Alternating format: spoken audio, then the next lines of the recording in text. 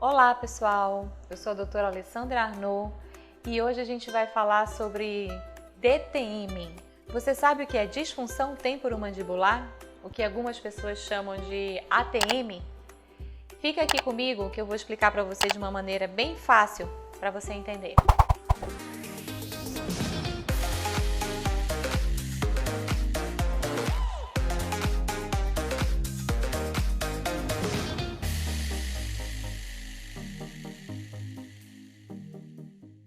Pois é, o que é DTM? DTM é a sigla de disfunção temporomandibular, ou seja, é a disfunção das articulações temporomandibular, a articulação da mandíbula com a base do crânio. Bem, mas o que é isso? Primeiro vamos dar uma lembrada o que significa a palavra disfunção. Então, no dicionário, a palavra disfunção quer dizer uma alteração da função. Disfunção é o funcionamento anormal ou prejudicado. Dentro da patologia, é o mau funcionamento de um órgão, ou seja, é o mau funcionamento das nossas articulações.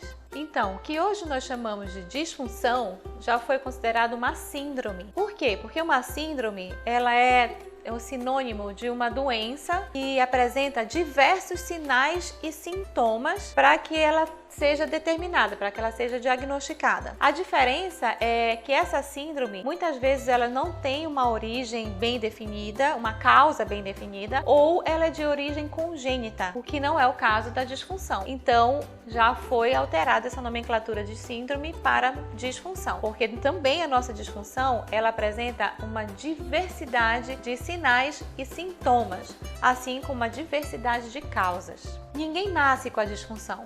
A gente adquire essa disfunção por causa de uma alteração ou influência de diversos fatores. Então, a disfunção, ela apresenta diversas causas e não só uma, assim como diversas sintomatologias, ou seja, sinais e sintomas. E nem todos vão manifestar da mesma forma, justamente porque varia o que está causando e também como cada um reage de um jeito, vai também variar a sintomatologia. Então, como se chega no diagnóstico? O profissional vai chegar no diagnóstico com a ajuda desses sinais, desses sintomas, mais o exame de imagem que vai ser solicitado e mais a história do paciente, que vai definir as causas.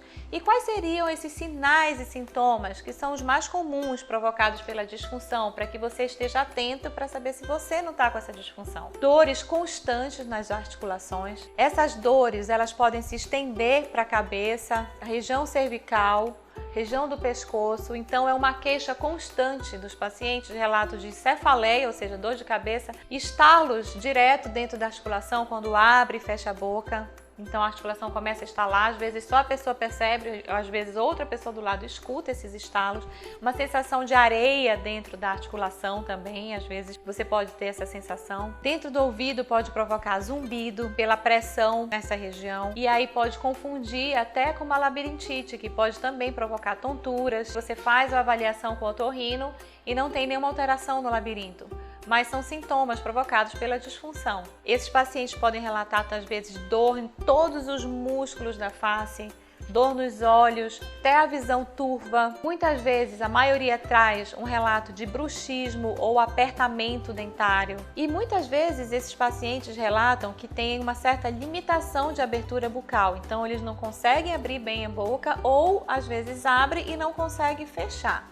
Então, esses são os principais sinais e sintomas relacionados à disfunção temporomandibular. Mas nem sempre os pacientes apresentam todos esses sintomas. Às vezes 2, 3, mas nunca só um. Então é importante ser feita uma avaliação com um profissional especialista dessa área de disfunção para que ele relacione todos esses sintomas com a história do paciente para poder se chegar a um diagnóstico. E outro dado importantíssimo para que se chegue a um diagnóstico são os exames de imagem, como as ressonâncias magnéticas das articulações temporomandibulares, que são o exame mais indicado, mas às vezes na dificuldade de realizar uma ressonância pode-se utilizar, por exemplo, uma tomografia, das articulações, de preferência com uma janela para tecido mole, além da investigação das possíveis causas que levaram a essa disfunção. Quando o profissional vai questionar o paciente, ele vai perguntar toda a história dele que pode ter relação. Então aí seriam as possíveis causas. Então, quais seriam as causas prováveis para desenvolver uma disfunção temporomandibular? A principal delas hoje está relacionada à tensão emocional, ao estresse do dia a dia. Por quê? O que acontece? Então a pessoa começa a apertar os dentes e sobrecarregar toda a musculatura relacionada à mastigação e a própria articulação temporomandibular. Então essa hoje é a principal causa da disfunção temporomandibular. Outras causas prováveis relacionadas à disfunção são as alterações na oclusão, na mordida dos dentes. Então se ela não estiver bem encaixada, se o paciente tem uma deficiência como uma classe 3 ou classe 2, alterações que a gente chama tanto na base óssea quanto na base dentária, ou mesmo perda dos elementos dentários que não foram substituídos e ficou com essa sobrecarga na mordida, pode levar a essa tensão muscular e a tensão também dentro da articulação temporomandibular. Outras causas super importantes relacionadas são os hábitos deletérios. E aí eles são muitos, como por exemplo, a má postura, ela é péssima. Então a má postura, ela influencia na posição do pescoço, né? Então na postura da coluna, da cervical, que vai estar relacionada diretamente às articulações também temporomandibulares.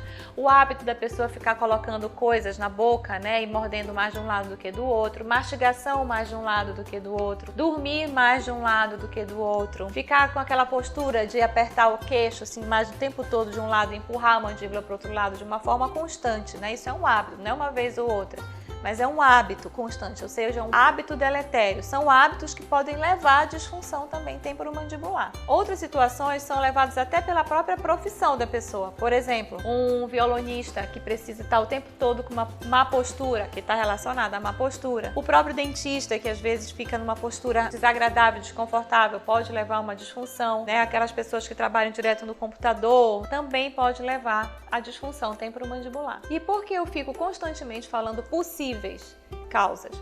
Porque às vezes a gente não consegue chegar a um diagnóstico conclusivo da causa no primeiro dia do tratamento ou no primeiro momento com o paciente. Às vezes a gente só consegue chegar a esse diagnóstico durante o tratamento e o próprio paciente vai detectando algumas coisas que ele não detectavam antes. E existe tratamento para disfunção temporomandibular?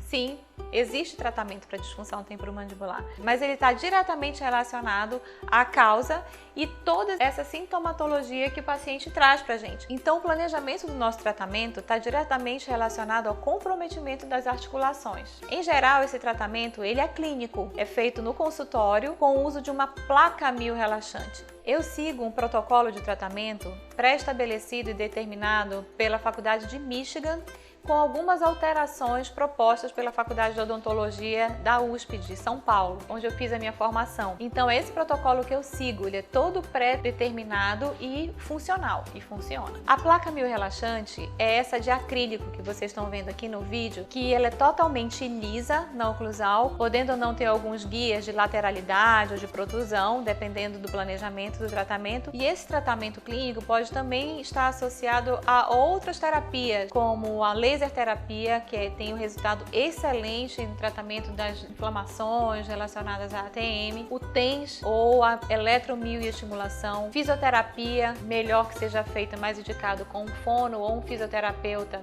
que trabalhe com a área da motricidade, próprio exercício físico, um exercício direcionado como um pilates, um RPG, infiltrações na articulação com corticoides, ácido hialurônico, PRF, assim como procedimentos um pouco mais invasivos, como a artrocentese e a artroscopia, que realizam pequenos procedimentos dentro da articulação sem cortes, ou próprio procedimento cirúrgico aberto, onde vai ser feito a reposição do disco articular, ou então remoção do côndilo, enfim, o que houver necessidade em cada situação.